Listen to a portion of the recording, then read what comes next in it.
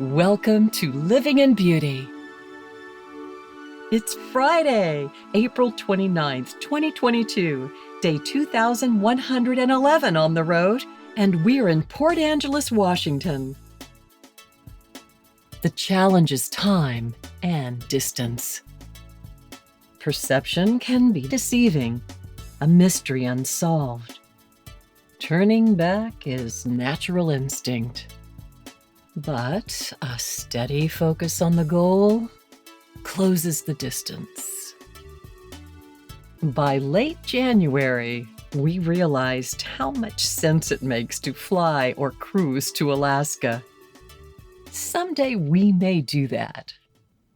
But if this overland journey is to be as much about going to Alaska as being in Alaska, then we will approach the great north with all the tremor of a sixth grader asking for a dance at the cotillion, employing as many short, slow, deliberate steps as possible.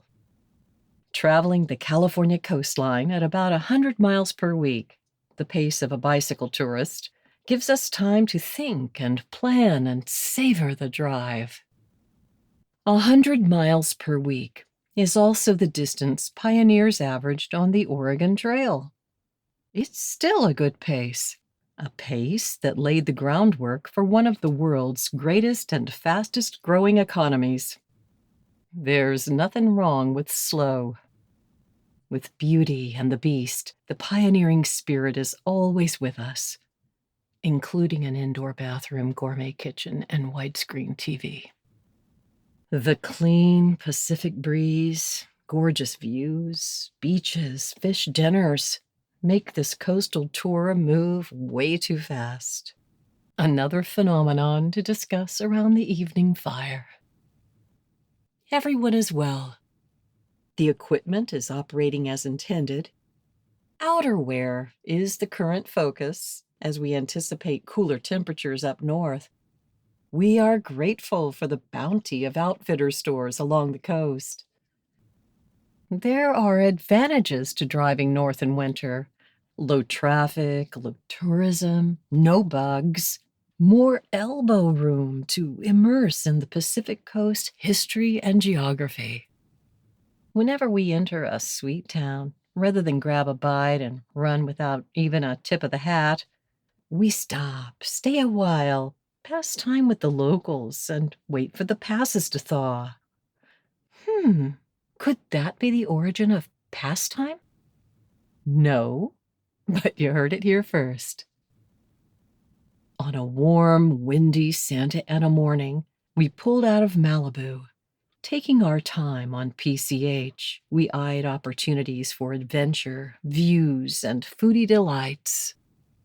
We're always looking for places where we can pasture the beast and explore with low dependence on fuel.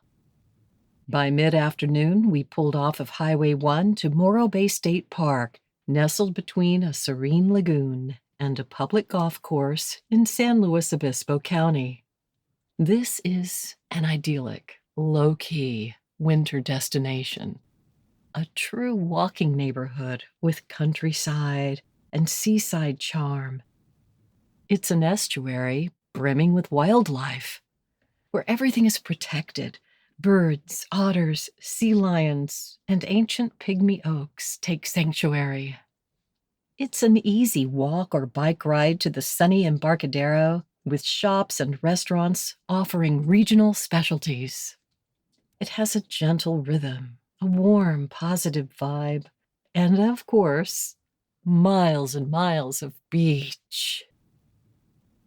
Other than a productive day trip to the city of San Luis Obispo, we pretty much stayed home, grooving on the slow life. The Bayside Cafe, a 5-minute walk from our campsite, became our office. We arrived without provisions and planned to stock up in town. Then, while walking Pico to the marina to check out the kayak launch, we stumbled upon the dog-friendly cafe. After an evening bite and a beer, we experienced an epiphany. Hey, let's just eat here every day. The entire menu is precisely what we like. rustic and comforting, and we ate it all. The price is right, and the staff is beyond superb. Easiest camping experience ever. Now, with more time to play, we could visit with Susan, Jim's kindergarten to high school friend who lives nearby. And tackling the bay every single day was a no-brainer. Speaking of brains, this rock, well, what does it look like to you?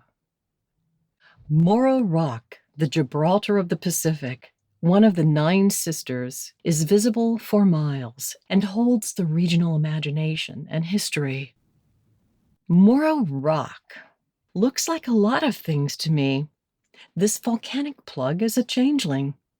Depending on the light and the atmospheric conditions, it can morph into a rising supermoon or a baked Alaska on a silver platter. Sometimes it can look rather small and sometimes very large. A solid week of FaceTime with the rock didn't get old. At sunset, a local gentleman with a camera joined me at the museum lookout. I suggested that he must have thousands of rock images in his files. He said, "You never have enough photos of the rock." But the rock is not alone. In the 1950s, it was joined by another sexy landmark, 3 perky smokestacks attached to a power plant. In 2014, the plant closed, but the 450-foot stacks remain as an impressive monument to industrial chic. If you want to see the iconic stacks, then you should make your Morro Bay plans before they are no longer an eyesore or an intriguing aspect of the skyline. As politics go, you've got your yes-stack people and your no-stack people, but the prime directive holds: we remain impartial. Still, 3 stacks and a rock is an installation worth the t-shirt. It's a haiku for the eyes, this tiny spot on the planet where the ecosystem and human encroachment appear to have come to terms. Morro Bay gives me hope that this living compatibly with nature thing just might be doable. Okay, one last sunset. And the next morning, we were off for Santa Cruz. Thank you for joining us at Living in Beauty. If you like this post and want to be notified when a new one is released, please enter your email address and click the follow button at the bottom of this page. For more info, check out our travel maps and facts. Okay, that's it for now. Safe and happy travels. Until next time.